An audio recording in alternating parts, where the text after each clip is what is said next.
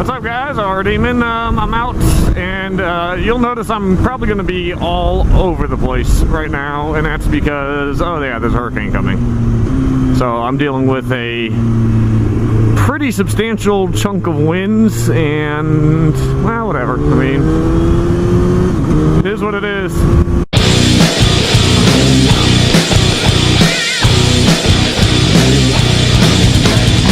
I don't have any of the rain or anything yet, so I figured I should probably get out and go for a ride before the rest of the day is just completely shot.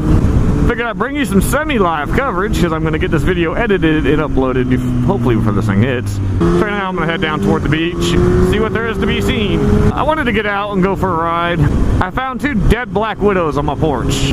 What's even more disturbing now is I just found a third. I'm pretty sure it's a black widow. I know what a black widow looks like, guys. Trust me, I live in the southeast. There's black widows.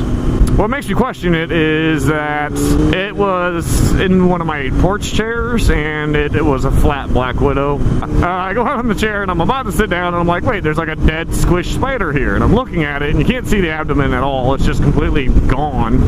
And I realized that's like the front half of a black widow. Well, it is definitely breezy. You go figure, there's a hurricane coming, and it's as Dan said during Irma, it's blowy. It's a little blowy out here. Alright, let's see if I can answer some questions while I'm out blowing in the breeze. One of the guys on there, I forgot your name, it starts with a J. Jeremy, not Joshua. Damn it. Well, anyway, he said he subscribed because I am pretty much the only person on a 9.5. God damn it. Fucking red lights. He said he subscribed because I am pretty much the only person doing anything on a 954, which is probably true. I mean, I love this bike. It's probably going to be time for an engine rebuild soon enough. I mean, I'm sure I can get a lot more miles out of this engine, but, yeah. So anyway, guy, you know, I hearted your comment, dude. I gave you a heart on the comment for subscribing because I'm the only person doing 954 videos. And, I mean, I'm sure I'm not the only one. I may be the only moto vlogger on a 954. Maybe? I don't know. I haven't seen any of the moto vloggers on the 954, but I guess that doesn't mean a whole lot. I don't go out and look for new moto vloggers to follow. I got a few guys that I do actually follow, you know, just the big guys. I watch Do It with Dan, I watch Subdelinquent, Jake the Garden Snake, just the usual lineup of crazy moto vloggers. So from what I understand, Gulf Shores, which is the area I'm heading to. Actually, I'm in Gulf Shores right now, but I'm heading down toward the beach. Like I said, I just figured I'd make a quick video of me getting pushed around in the wind. I think we've only got sustained maybe I don't know, 15, 20 mile an hour winds. We're getting good gusts though. I got the occasional time where I'm riding and all of a sudden I feel like I'm on the edge of my tire. The lighter the bike you're on, the more you definitely feel that wind. I've got no doubt once I hit this bridge, which of course is elevated and pretty wide open since it's going over the canal, it's going to be breezy up here. So yeah, I mean, you know, this is kind of the semi-calm before the storm. The only thing, like I said, that we're got right now is just a fair amount of breeze, and it's not terrible. I mean, it's no worse than we get during a lot of our just regular thunderstorms. It'll be interesting to see what this looks like in a few hours. Probably about, I don't know, I guess 10 hours from now is when the eye is supposed to make landfall. So we'll see how this all goes today. I don't think it'll be too bad of a hurricane. It's not really anything drastic for Category 1. Well, let's see. I need to kill a little time while I head down toward the beach. So, what to discuss to kill a little time? How about a controversial-ish topic? Clutchless shifting. What do I think about it? I clutchless shift all the time. Even lower RPM, high RPM. I always clutchless shift. I mean, pretty much 45,000 miles on my bike, and I'm on my original clutch. All the transmission is just completely standard. I don't have false neutrals unless I screw up shifting. I do occasionally go first to second with the clutch. You can clutchless shift up, you can clutchless shift down. Going up requires you to let off just a hair on the throttle. It unloads the gears, allows you to literally slide the gear over to the next set of cogs. Going down, you have to rev match. So you actually, well, literally, right as you go to downshift, you blip your throttle. And what it does is it actually RPM matches your next lower gear, and it makes it buttery smooth if you aren't retarded or if you know what to do. I see sprinkles.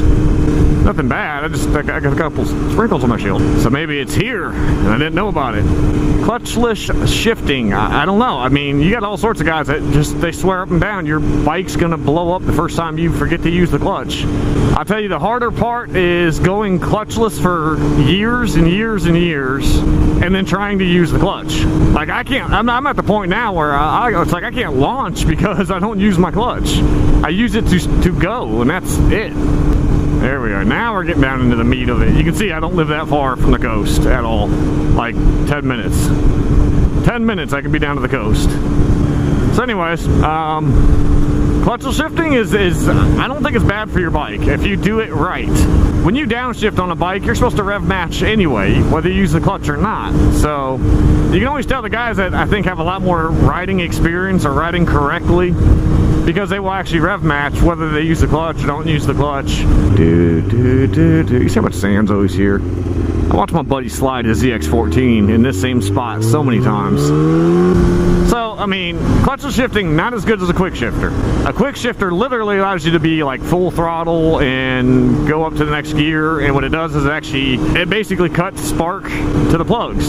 Spark plugs without spark make no power. I mean, what it does is it literally forces the engine to back off the power just a little bit. Same thing as, letting off. For me, letting off just a little bit when I shift, it basically does that for you. So you can leave your hand, you can leave your throttle pegged wide open, and it might be fractions of a second, but when you're going up against another bike or really, really fast car, those fractions of a second and changes in acceleration can make a huge difference in the long run. This is riding about as close as I'm ever going to get to riding in Hurricane. I don't plan on waiting till it hits to get out and ride. I don't like riding in the rain, or I probably still wouldn't. No, now when you're talking about 80-mile-an-hour winds, that crap would probably just push my bike over. 40 and 50-mile-an-hour wind seems to be about the limit for this bike before I'm actually terrified of this bike being able to wash out essentially on its own. So there's Nate, guys. Say hi. The next 12 hours it's just going to build up in intensity. Like I said, I've got probably an hour or two before the storm's really going to get here, just the initial parts. Can I beat the car? Can I beat the car? Hell yeah, I can beat the car. Whee! So yeah, I've got a few hours, but the bad thing is we are actually going to be on the east side of this storm. Nate's really off that way more than anything, and that's not cool. The east side's always the worst side of the storm. I'm sure anybody watching in the United States, they probably said east is beast, west is best. That's kind of the rule of thumb when it comes to hurricanes and what side of a hurricane you want to be on. I just figured I'd get out, putter around, get one last ride in case my shed blows over and my bike goes squishy. Okay, so this guy's got a sticker, watch for motorcycles. I was kind of hoping, seeing that he'd like move over and let the motorcycle around him. That's not gonna happen, is it? No. I actually forgot to grab my spare battery. I had 2 batteries total that were charged, or I did charge up. And I threw the one in the GoPro. I forgot to grab my spare battery. Oh, Hero 3. Anybody else have a Hero 3 Black Edition? How long does your battery last? Does this mean I can't be a jackass now? I usually like fly around these bends. And I don't think I can, because the speed limit's like 15. I'll probably go ahead and end that video now, or end this video here. I'm not terrified of the hurricane, just my shed blowing over on my bike, so prayers, best thoughts, and wishes and whatnot for that not to happen. So if you guys can send those my way, I appreciate it. And like I said, I'll update on the Facebook page throughout the night. Love you guys. Be safe. I'll see you hopefully in the next video if I don't blow away. And oh yeah, screw you, Nate.